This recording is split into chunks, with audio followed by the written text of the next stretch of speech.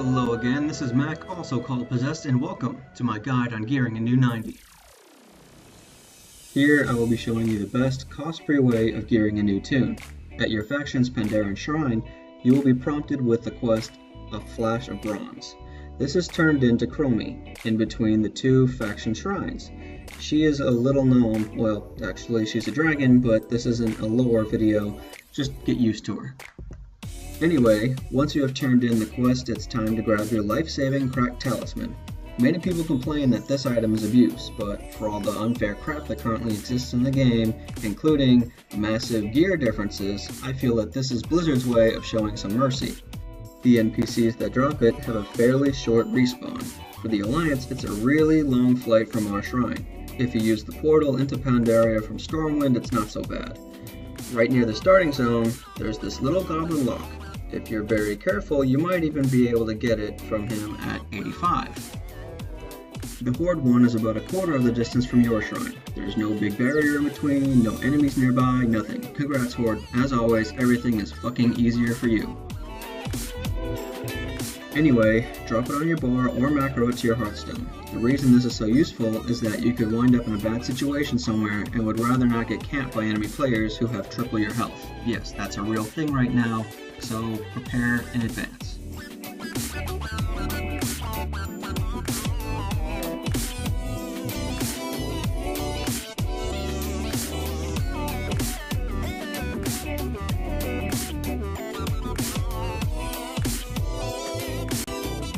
Now that you have the talisman, open up your bags and click the Curious Bronze timepiece to teleport to Timeless Isle. This has a one-time use, so be sure to unlock the flight path at Timeless if you ever need to return. Once you arrive at Timeless, be sure to pick up your quest and go straight to the central courtyard. It's wise to not get into a fight with anyone while you're here, because this is a shared area. If you're not on a PvP server, do as you wish, but be extremely careful if you are. While I kill this loser, I'll go ahead and say that even though I'm showing you this on a hunter, all classes can achieve what is going to be shown in this video.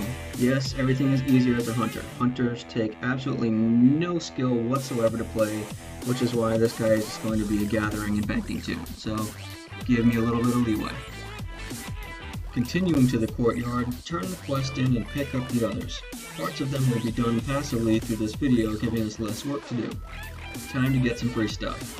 Stand by the guards and await the seagulls. Once in range, hit them once to get carried. For some reason, a taunt doesn't work. You may need to soften the gull up in advance too. If your damage is slow or weak, you might miss the drop point.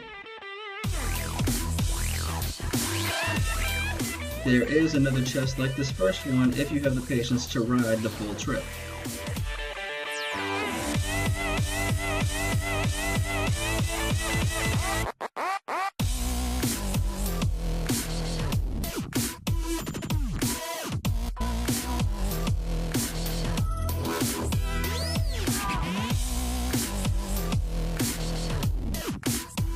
The next 3-item chest can be gathered in 2 ways. The first way is the hardest way. You can drop onto this tall mountaintop and use an engineering glider, levitate, slow fall, noggin fogger if you're brave enough, or a no-gun parachute just to drop in. Make sure you mount first, run, and then use your slow fall.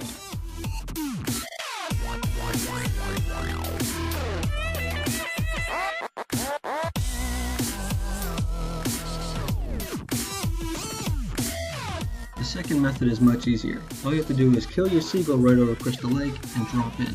Make sure you land in the water, but it doesn't really matter. If you hit the ground, then you're going to die and resurrect here anyway. Next, mount up and follow this path. You want to die right at this corner. That way you can release your spirit and walk as a ghost into the courtyard and resurrect on the other side of the building.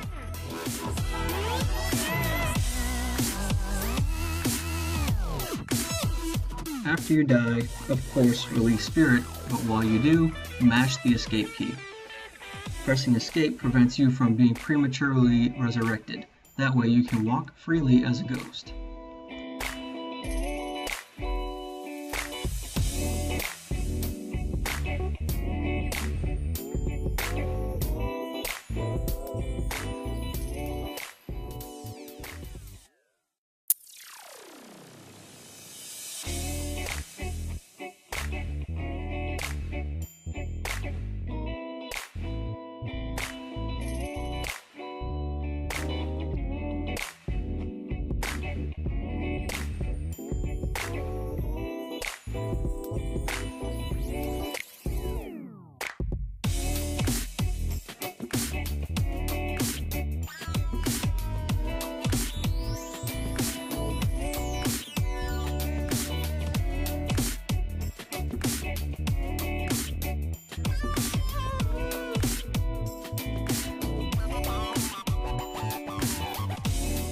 Next, I'll be showing you two easy chests. The first one is not so easy.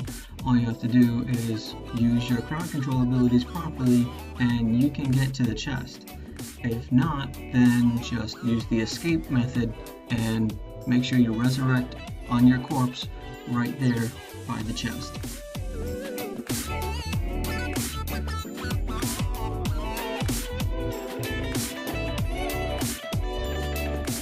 And this last chest is actually a lot easier. The enemies guarding it aren't as strong. If you really want to, you can go in and fight your way to it, or you can try and crowd control them as well. These are not as difficult, and if you're careful, you'll be able to get this without much of a fight. Our next little toy is called the Crystal of Insanity. We will pick this up in the cave just north of the courtyard. The Crystal of Insanity is very important. Why? Because it gives you a flask buff for free.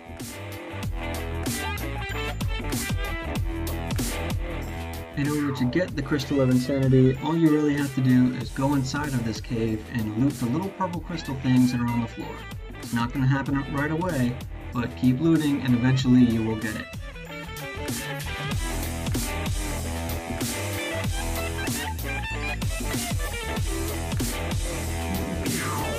The last thing I will be showing you here is Rollo's Riddle.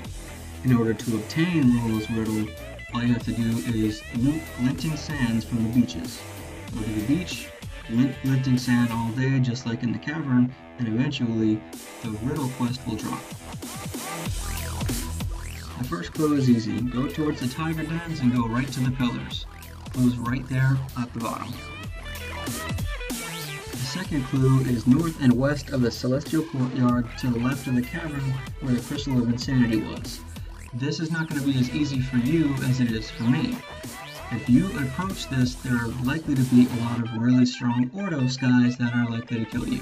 Just fly through as fast as you can, line of sight them behind the rock, and loot the dirt. Probably going to die immediately after, but damn it, as long as you get that riddle. Finally, the last clue, you just have to get right back on one of those seagulls. Get carried all the way up to the top, and right where Garnia was at the Crystal Lake, and you should be good to go. Make sure you pick an item that is actually usable by your character. If not, you can probably just send it to an alt.